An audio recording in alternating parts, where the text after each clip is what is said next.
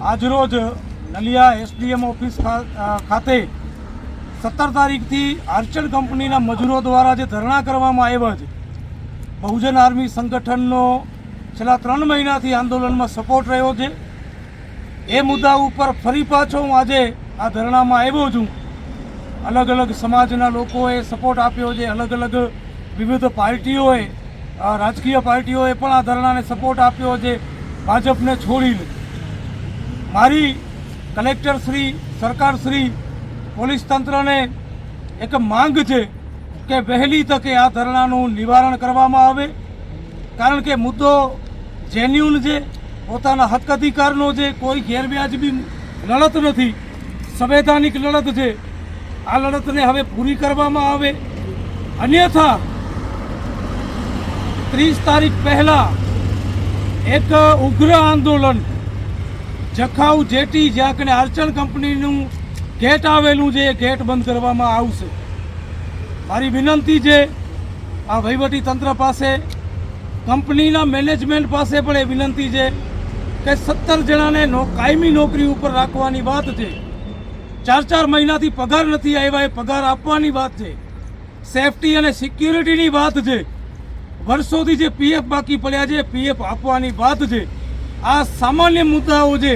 આ મુદ્દાઓ ઉપર 30 તારીખ પહેલાં જો પૂરા નહીં કરવામાં આવે તો ઉગ્ર વિરોધ કરવામાં આવશે.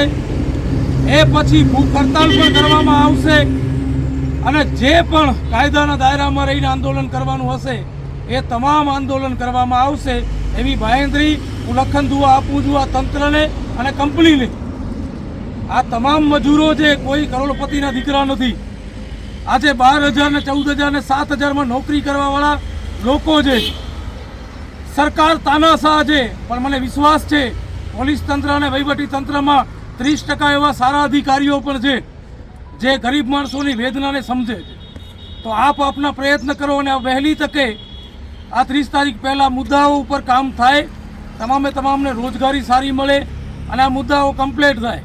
અન્યથા ઉગ્ર વિરોધ થશે, એની જવાબદારી લઉં છું.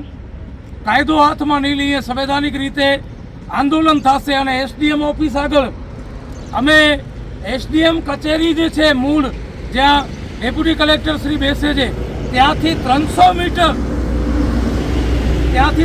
મીટર દૂર બહાર ગેટ પાસે ધરણા કરીને બેઠા છીએ.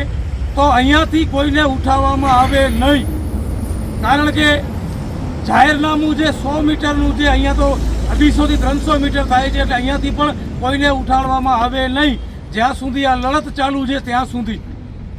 એટલે તંત્ર પાસે ફરીને વિનંતી કરીએ છીએ કે આ ગરીબ લોકોની માંગો તાત્કાલિક ધોરણે આર્ચર કંપની સ્વીકાર કરે, અન્યથા 30 તારીખ પહેલાં ફરી પાછો આર્ચર કંપનીનો ગેટ બંધ કરવામાં આવશે.